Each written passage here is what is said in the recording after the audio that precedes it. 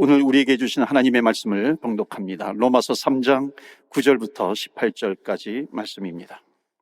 그러면 어떠하냐? 우리는 나으냐? 결코 아니라. 유대인이나 헬라인이나 다 죄 아래에 있다고 우리가 이미 선언하였느니라.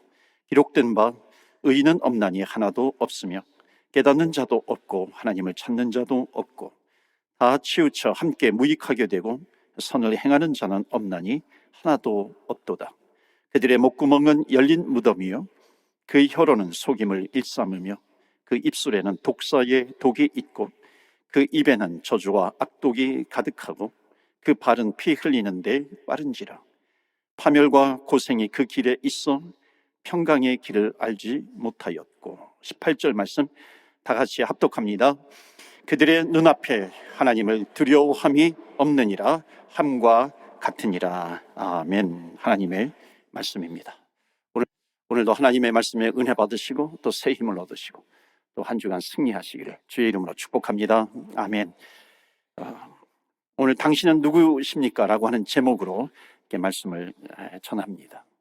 제자 양육을 할 때 인간의 속성을 이렇게 잘 나타내는 탈무드의 예화를 이제 가끔 전하기도 합니다. 그 예화는 이런 거예요. 탈무드에 나와 있는 내용인데요. 나이 많은 성자가 광야길을 걸어갑니다. 광야길을 걸어가다가 두 사람을 만나요.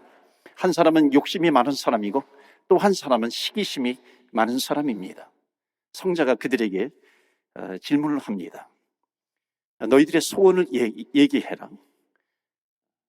너희들의 소원을 얘기하면 내가 들어주리라. 근데 단 조건이 있는 거예요. 욕심 많은 사람이 있고 시기심 많은 사람이 있는데 처음 사람이 얘기를 하면 그 다음 사람은, 그 옆에 있는 사람은 그냥 자동적으로 2배를 더 받는 겁니다. 그러니까 먼저 얘기하는 사람이 황금 한 덩어리를 주세요. 그러면 옆에 있는 사람은 시기심이 많은 사람이든지 욕심이 많은 사람이든지 둘 중에 한 명은 한 덩어리를 받는 거고 또 둘 중에 한 명은 2덩어리를 받는 겁니다. 먼저 얘기할까요? 안 할까요? 먼저 얘기하지 않습니다. 그러다가 이제 헤어질 시간이 되었어요. 그때 이제 시기심 많은 사람이 내 눈 한쪽을 뽑아주세요. 이렇게 얘기를 합니다.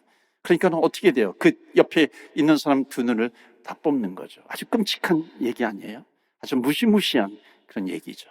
그러니까 인간의 속성이 이렇다라고 하는 것을 탈무드 예화 속에 나오고 있습니다. 그러니까 사람이 이렇게 무서운 존재가 될 수 있다는 거죠. 여러분, 이 로마서를 읽을 때마다 분명하게 확인되는 사실이 있습니다. 그것은 하나님께서는 인간의 자존심을 고려해가지고 듣기 좋은 말만 하지 않는다는 겁니다. 도리어 냉엄하게 말씀하세요. 너희는 죄인이다. 심지어 사형에 해당되는 그런 죄인이다. 그렇게 말씀하십니다. 그러니까 인간의 그런 모습을 아주 발가벗기는 겁니다. 그 내면의 부끄러운 모습을 다 이렇게 들추어 내는 겁니다. 지적하세요. 왜 이렇게 하나님은 이렇게 하실 수밖에 없는 것인가? 그러니까 하나님은 우리의 처지, 우리의 상황, 그러니까 이런 것을 생각해서 좋은 말로 그냥 덮어주시지 않는다는 겁니다. 왜냐하면 그런 성질의 것이 아니기 때문에 그런 거예요. 여러분, 병원에서도 환자의 상태가 심각해요. 그런데 괜찮아요. 며칠 지나면 나을 거예요. 이렇게 얘기하면 그 닥터는 직무유기가 되는 것 아니겠습니까? 로마서 말씀은 특별히 16장까지 있는데 오늘 3장이잖아요. 1장, 2장, 3장은 우리가 아주 듣기 꺼리게 하는, 듣기 싫어하는 그런 말들이 계속해서 나옵니다. 1장은 이방인의 죄가 나오고 2장은 유대인의 죄가 나옵니다. 그리고 3장은 모든 인류의 죄가 나와요. 로마인이든지 헬라인이든지 유대인이든지 총망라해서 그들의 죄가 나옵니다. 그러니까 죄에 대한 결론이에요. 여러분, 한번 옆에 분하고 인사하시면 좋겠어요. 한번 옆에 분 보시겠어요? 이렇게 보시면서 당신은 아주 천사와 같습니다. 한번 인사해 보세요. 당신의 얼굴을 보니 천사와 같아요. 한마디 더 하세요. 찔리시죠? 한 번 더 하세요. 찔리시죠? 여러분들 얼굴 보면요, 정말 천사와 같으세요. 그런데 회개만 하면 좋겠어요. 이게 로마서입니다. 로마서의 말씀이 바로 이런 거예요. 그러니까 로마서 말씀은요, 재미가 없어요. 왜 자꾸 이런 얘기를 하실까? 왜 자꾸 했던 죄의 얘기, 이 죄의 얘기를 반복해서 말씀하고 있을까? 어쩌보면요, 이렇게 말씀을 읽어보면 답답하기도 합니다. 그런데 그 이유가 있어요. 그것은 뭐냐면, 인간은 이 죄의 문제를 직면하지 않고서는, 이 죄의 문제를 넘어가지 않고서는 진정한 구원을 받을 수 없기 때문에 그런 거예요. 이 죄의 문제를, 적나라하게 지적하는 이 죄의 문제, 이것을 통과하지 않으면 구원의 역사가 나타나지 않기 때문에 그런 겁니다. 오늘 첫 번째 메시지는 이런 거예요. 질문으로 시작합니다. 어찌 보면 도전적인 질문이죠. 첫 번째 질문은 인간은 누구인가 하는 겁니다. 인간, 당신은 누구입니까? 이런 질문이에요. 우리 인간 모두는 죄인이라는 거죠. 그래서 로마서 3장에서는 오늘 우리가 읽은 본문에서 특별히 두 가지로 나누어서 인간의 죄를 언급하고 있습니다. 첫 번째로는 말로 지은 죄가 나오고, 두 번째로는 행동으로 지은 죄가 나옵니다. 13절, 14절 보시겠어요? 우리 두 구절 말씀인데 우리 다 같이 읽도록 하겠습니다. 시작. 그들의 목구멍은, 그 입술에는 독사의 독이 있고 그 입에는 저주와 악독이 가득하고. 말로 짓는 죄가 있다는 거예요. 목구멍은 열린 무덤이다. 그러니까 이스라엘은 시신을 동굴에다가 넣습니다. 가족 동굴 묘가 있어요. 그리고 돌로 이렇게 닫습니다. 오래전에 시신이라면 냄새가 별로 나지 않겠지만은, 최근의 시신이라고 한다면 아주 역겨운 냄새가 날 거예요. 더러운 냄새가 날 겁니다. 그러니까 지금 목구멍이 열려 있다라고 하는 것은, 너희들은 왜 너희들의 입술에서, 너희들의 입에서 썩고 아주 냄새나는 그런 말들을 하고 있느냐 하는 겁니다. 그러니까 하나님을 떠난 사람의 죄의 모습은 목구멍이 열린 무덤 같다라고 하는 거죠. 저주하는 이야기를 해요. 욕을 해요. 무서운 욕설을 해요. 무슨 쌍소리를 해요. 이게 모든 게 시체 썩는 냄새가 나는 그런 열린 무덤과 같다는 겁니다. 또 뭐라고 얘기합니까? 입술에는 독사의 독이 있어요. 여러분, 독이 소량이라도 독이 침투해 들어오면 아주 치명적인 그런 일들을 벌이게 되지 않습니까? 그런 것처럼 그 입술이 독사의 독이 담겨져 있다. 그 인생을 망치게 되는 그런 입술들을 가지고 있지 않느냐 하는 거죠. 두 번째로는 행동으로 짓는 죄를 이야기합니다. 15절, 16절, 17절이에요. 그 발은 피 흘리는데 빠른지라 파멸과 고생이 그 길에 있어 평강의 길을 알지 못하였고. 그러니까 파멸이라고 하는 단어를 씁니다. 그러니까 돌아다니면서 그 발이 나오거든요. 발을 가지고 돌아다니면서 파멸을 파괴하는 데에 앞장서고 있다는 거죠. 여러분, 이 지구상에서 벌어지는 일들 우리가 보잖아요. 전쟁 같은 것을 보잖아요. 그러니까 인간이 얼마나 피 흘리기를 좋아하는지 우리는 그것을 알지 않습니까? 깨닫게 됩니다. 그것을 보면서. 그렇다면 우리 인간들이 의롭게 될 수 있는 길은 과연 있는 것인가? 자, 여기에서 우리가 율법이라고 하는, 어찌 보면 어려운 부분이기도 하지만 반드시 깨달아야 될 부분이 나옵니다. 율법이라고 하는 것, 하나님께서 율법을 주신 목적이 무엇인가 하는 거예요. 그래서 두 번째 메시지 질문은 율법을 주신 목적이 무엇인가? 유대인들은 자신들의 죄들을 율법으로 해결해 보려고 한 겁니다. 그런데 되지 않은 거예요.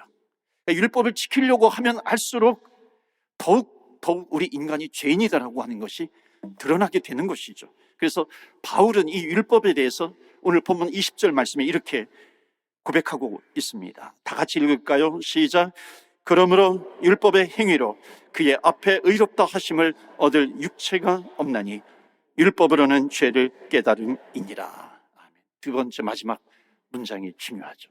율법으로는 죄를 깨달음이니라. 이게 율법의 목적입니다.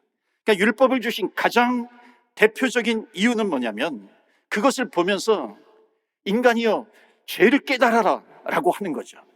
그렇지 않습니까? 여러분, 교통법규가 없어요? 그러면 누가 잘했는지 못했는지 법규가 없기 때문에 잘잘못을 가릴 수가 없는 겁니다. 율법이 있기 때문에 선과 악에 대해서 판단할 수 있는 것이죠. 그러니까 거기에서 내가 죄를 지었구나라고 하는 것을 깨닫게 된다라고 하는 겁니다. 그래서 그것 때문에 주님께로 돌아오고 예수님을 믿게 되는 계기가 되는 것이고, 또 구원받은 하나님의 백성이 되게 되는 그런 계기가 된다는 겁니다. 여러분, 야고보서에 보면은 율법을 거울로 비유합니다. 야고보서 1장 23절에 누구든지 말씀을 듣고 행하지 아니하면, 그 다음에 우리 다 같이 읽을까요? 시작. 그는 거울로 자기의 생긴 얼굴을 보는 사람과 같아서. 율법을 거울에 비유합니다. 여러분, 거울을 보면은 헝클어진 머리가 나오지 않습니까? 율법을 보면은 얼굴에 흠집이 있으면 그것이 드러나기도 해요. 그렇다면은 우리의 내면을 비추는 거울이 있다고 한번 생각해 보세요. 우리 내면을 비추고 있어요. 그러니까 그런 거울 앞에 섰을 때에 무엇을 느낄 수 있겠습니까? 내 내면의 죄들이 보이지 않겠어요? 말하기 싫은 창피한 그런 내면의 죄악들이 있어요. 내면의 찌꺼기들이 있잖아요. 그것이 보인다고 하는 것이죠. 보이는 거죠. 그러니까 우리는 진지하게 정말 말씀 앞에 서 보아야 돼요. 우리는 율법 앞에 서 보아야 합니다. 여러분, 십계명 앞에 우리는 서 보아야 해요. 어느 누가 떳떳하게 내가 율법의 1.1획이라도 내가 율법을 지켰습니다, 이렇게 자신 있게 말할 수 있는 사람이 누가 있겠어요? 성경에 보면 악한 자를 대적하지 말아라. 오른편 뺨을 치거든 왼편도 돌려대라. 마음으로 품은 음란, 이것도 간음이니라. 이렇게 이야기하지 않습니까?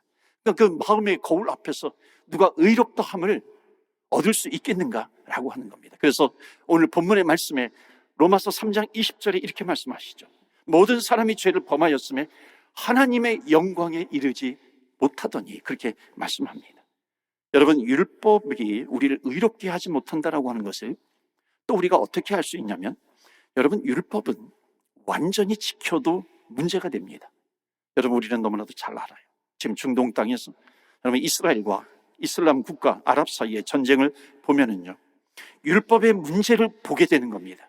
지금 나타나는 현상은 율법의 문제예요. 한쪽에는 눈에는 눈이 있어요. 율법이 있어요. 한쪽에는 피에는 피의 항전이 있어요. 그러니까 지금 뭐냐면 이게 율법과 율법이 부딪히고 있는 겁니다. 여러분, 율법과 율법이 부딪히면요, 전쟁 속에서 인간의 그 적나라한 그 심성이 그대로 드러나지 않습니까? 여러분, 율법의 목적이 뭐냐면 그 인간의 죄가 드러나게 된다는 겁니다. 어느 유대인 어머니가 길거리에서 울고 있어요. 그 옆에는 두 젊은 시체가 있습니다. 지나가는 사람이 물어요. 왜 우십니까? 자기에게 두 아들이 있는데 전쟁에 나가서 죽음을 당한 거예요. 그 옆에서 울고 있는 거죠. 그런데 보니까는 아들이 하나 더 있어요. 위로의 말을 건넵니다. 그래도 아들 하나가 더 있으니까 하나님을 바라보면서 또 아들에게 소망을 두고 또 위로를 받으면서 살아가라고. 근데 이 유대인 어머니가 얘기하는 것은 뭐냐면, 이 아들도 크면은 전쟁터에 내보낼 거예요. 여러분, 이게 유대인의 어머니입니다. 여러분, 이 힘이 어디서 왔어요? 율법에서 온 겁니다. 눈에는 눈, 이에는 이의 보복이 있는 겁니다. 내가 눈 한쪽 뽑히면 눈 한쪽을 뽑아버려야 돼요. 이 하나가 빠지면, 내가 상함을 당하면 가가지고 두 개, 세 개 막 빼버려야 됩니다. 이게 눈에는 눈, 이게 이에는 이예요. 그런데 아랍에도 이슬람에도 피에는 피라고 하는 율법이 존재합니다. 율법과 율법이 부딪히고 있는 거예요. 여러분, 이것을 어떻게 해결합니까? 율법에서 파생된 문제는 절대로 율법으로 해결되지 않는 겁니다. 그래서 폭력은 폭력을 낳아요. 전쟁은 또 다른 전쟁을 낳게 됩니다. 이럴수록 우리는 이 세상은 성경의 가르침에 주목을 해야 됩니다. 여러분, 다윗 왕이 계속해서 쫓겨다닙니다. 사울 왕이 죽이려고 하죠. 사울 왕을 죽일 수 있는 기회가 있었습니다. 사울 왕을 죽이면, 사울 왕을 암살을 하면 내가 그 자리에, 왕의 자리에 올라갈 수 있는 기회가 있어요. 그런데 다윗은 그 기회를 잡아서 사울을 죽이지 않아요. 왜냐하면 아는 게 있습니다. 내가 그렇게 칼을 쓰면 나는 반드시 칼로 내가 죽임을 당하기 때문에 그렇습니다. 그래서 다윗은 어떻게 합니까? 원수를 갚는 것은 하나님에게 있어. 원수 보복하는 것은 하나님께 있어. 그러면서 다윗은 물러나게 됩니다. 여러분, 이것이 개인에게 적용이 돼야 되고요, 또 국가에게도, 나라에게도, 사회에도 적용이 되어야 합니다. 그렇기 때문에 인류의 역사 가운데 무엇이 흘러가야 되는 거냐면 십자가의 은혜입니다. 십자가가 흘러가야, 십자가의 사랑이 흘러가야 율법과 율법이 부딪히는 것을 극복할 수 있다는 겁니다. 예수님께서 감람산에서 마지막 기도하실 때 로마 군인들이 잡으러 옵니다. 그때 베드로가 흥분해가지고 칼을 뽑아요. 그래서 막 칼 가지고서 날뜁니다. 예수님을 잡으려고 하는 사람들을 내가 다 죽이겠다, 이런 것이죠. 그때 예수님께서 아사라, 검을 쓰는 자는 검으로 망하느니라, 칼을 쓰는 자는 칼로 망하느니라. 그러니까 폭력이 폭력을 불러오는 거죠. 이게 폭력의 속성입니다. 율법으로는 인간의 타락한 속성을 해결할 수 없다는 것입니다. 오히려 인간이 얼마나 파괴적인 존재인가라고 하는 것을 알게 될 뿐이죠. 여러분, 사람이 얼마나만큼 잔인하게 될 수 있는지 철저하게, 처절하게 경험을 하고 있는 이 세상입니다. 자, 그렇다면 우리 인간 세상에 인간에게 희망이 없는 것입니까? 인간에게 희망이 있다는 겁니다. 이 세상에 희망이 있다는 겁니다. 그것이 바로 가스펠, 굿뉴스, 복음이라고 하는 겁니다. 그러니까 인간의 힘으로는 도저히 구원받지 못할 죄인, 이 인간들이에요. 의롭다함을 받을 수 있는 길이 있다는 겁니다. 그 소식이 뭐냐면 복음인데, 그것이 바로 예수 그리스도이고, 그것이 바로 십자가이고, 십자가의 은혜라고 하는 겁니다. 그래서 오늘 마지막 메시지는 이런 질문을 해야 돼요. 예수님 당신은 누구이십니까? 율법에서 깨닫는 것이 있어요. 나는 죄인입니다 라고 하는 것을 깨닫게 되잖아요. 그러니까 율법으로 인해서 내가 죄인이라고 하는 것을 깨닫게 되면은 죄의 형벌은 누구에게든지 동일하게 적용이 됩니다. 다 죽음이라는 거예요. 근데 성경은 이것이 끝이 아니라고 하는 것이죠.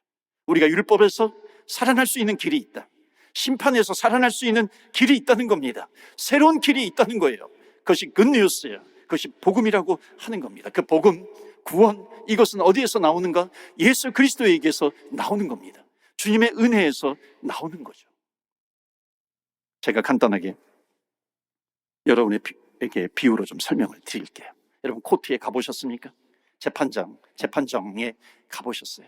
재판정에 가면은 보통 세 사람이 말을 많이 하죠. 판사가 말을 합니다, 검사가 말을 합니다, 그리고 변호사가 말을 합니다. 그러면 검사는 이 죄인을 고발하잖아요. 낱낱이 이 피고인의 죄를 낱낱이 고발을 합니다. 근데 변호사는 그 상황을 보면서 그럴 수밖에 없는 상황을 얘기해요. 선처를 요구합니다. 그러니까 판사는 둘의 이야기를 듣고 마지막 선고를 하게 되죠. 어느 젊은 청년이 살인죄로 이제 재판정에 서게 됐어요. 검사가 낱낱이 이 청년 살인자에 대해서 그 죄를 조목조목 밝히면서 낱낱이 드러냅니다. 사람들이 어떻게 저렇게 나쁜 사람이 있는가, 그래요. 이제 변호사가 나서서 이야기를 합니다. 이 청년이 사람을 죽였지만 그럴 수밖에 없는 상황이 있어요. 그 상황이 있어요. 그러면서 이 청년 살인자를 변호해 줍니다. 그리고 설명을 합니다. 모든 정황을 판사가 분석을 해요. 그냥 불쌍하지만은 청년이 사람을 죽였어요. 그래서 선고합니다. 꽝꽝꽝 사형, 그렇게 선고를 해요. 청년은 죽게 된 겁니다. 그런데 반전이 일어났어요. 변호사가 판사 앞에 가가지고 뚜벅뚜벅 가서 이게 할 말이 있다는 겁니다. 판사님, 이 젊은 청년이 사람을 죽였기 때문에 사형 당할 수밖에 없는 것, 그것을 받아들입니다. 그런데 이 청년을 대신해서 내가 죽겠습니다. 그러니까 검사가 깜짝 놀라는 겁니다. 청년이 살아날 수 있는 거죠. 여러분, 세상에서는 이런 일이 절대로 일어나지 않아요. 그런데 성경에서는 일어날 수 있다는 겁니다. 변호사가 되시는 그 분이 누구냐? 바로 예수 그리스도라고 하는 거예요. 이 변호사가 자기가 대신 사형당하는 이유를 설명합니다. 왜냐하면 그 피고 청년이 자기의 아들이라는 거예요. 그래서 그 변호사의 눈물을 보면서 이 판사는 그렇게 하라고 합니다. 그런데 판사는 또 변호사의 아버지입니다. 굉장히 좀 복잡해요. 근데 이게 십자가의 사건이라는 겁니다. 이게 십자가의 사건이에요.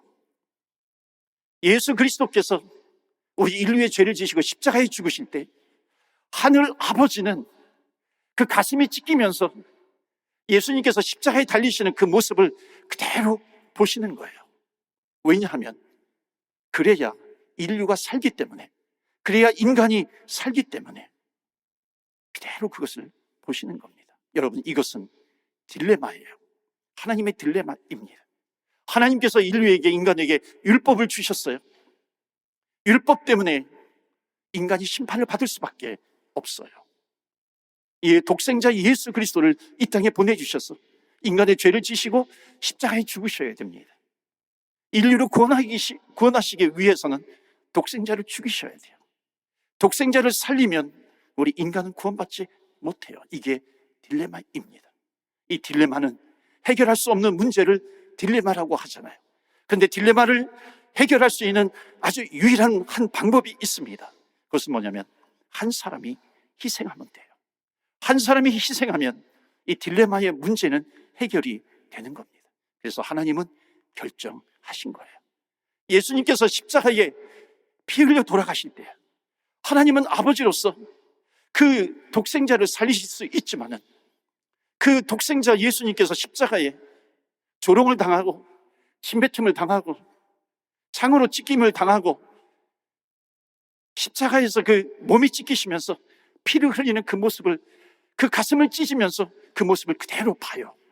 왜냐하면 그래야 우리 인간이 구원을 받을 수 있기 때문에 그런 겁니다. 독생자가 인간의 죄를 지시고 십자가에 죽어야 우리 인간이 살기 때문에 그렇습니다. 그래서 성경은 이것을 믿는 자는 영원히 살리라, 영원히 살리라. 그래서 여러분, 예수님께서 이 땅에 오셔서 우리를 위해서 십자가에 죽으신 것은 그 믿는 자에게 구원을 베풀어 주셨다라고 하는 거예요. 이것은 하나님의 은혜예요.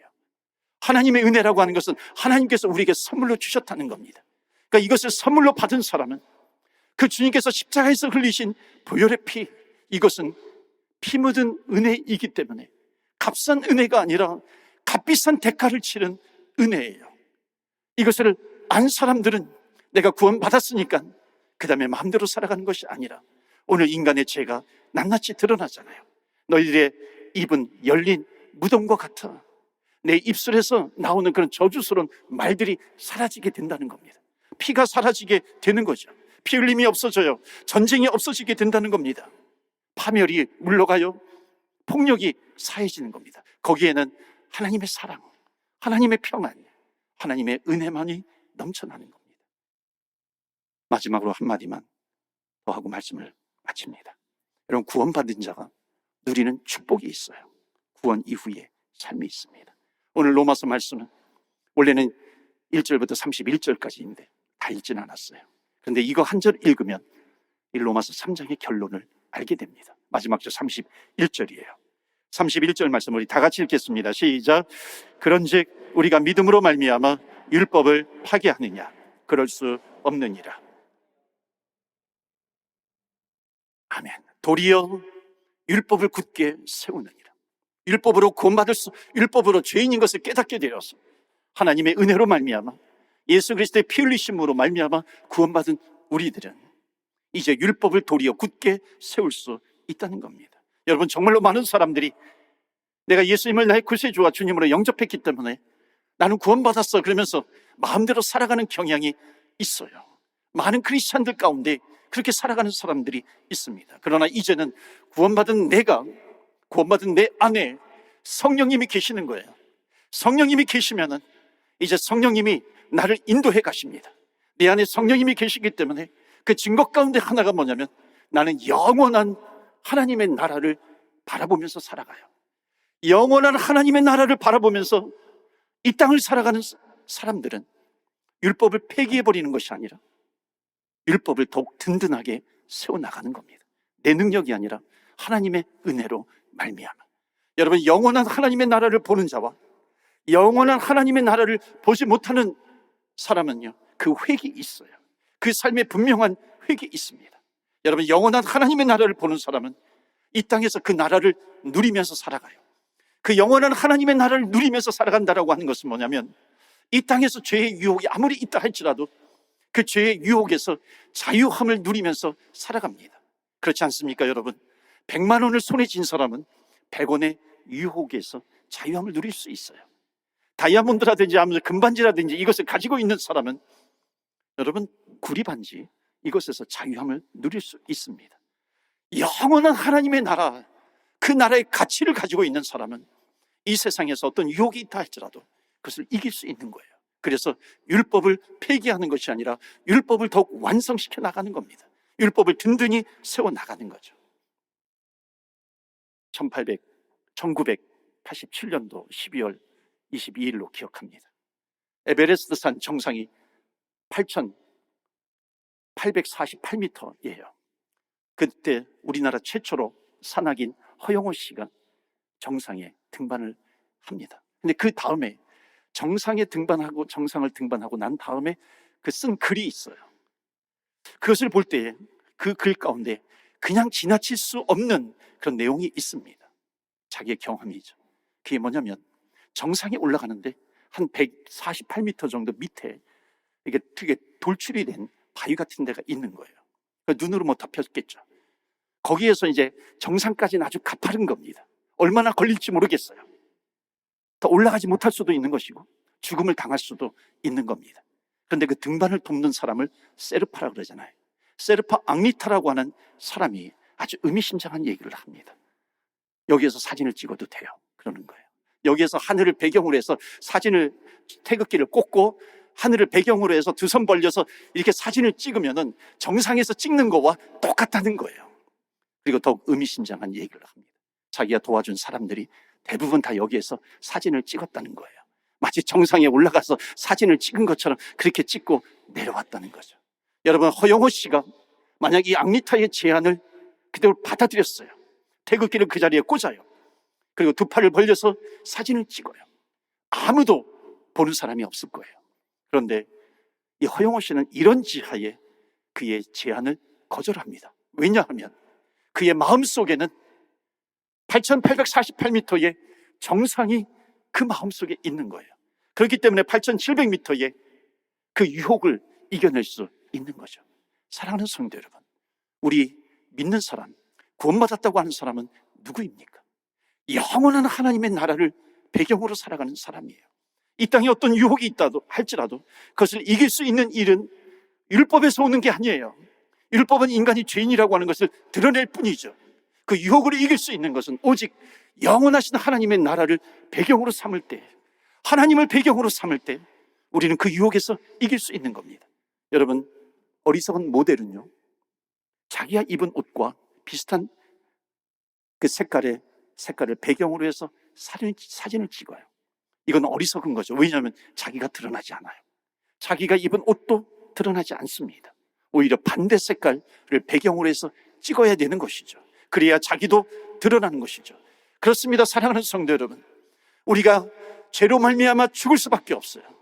그러나 하나님의 은혜로 말미암아 구원받은 우리들은 이 땅에서 살아갈 때 영원한 하나님의 나라, 하나님을 배경으로 삼고 이 세상을 살아갈 때에 우리도 사는 것이고 우리들의 영혼도 살아가는 것이고 우리들의 마음도 살아가게 되는 것입니다.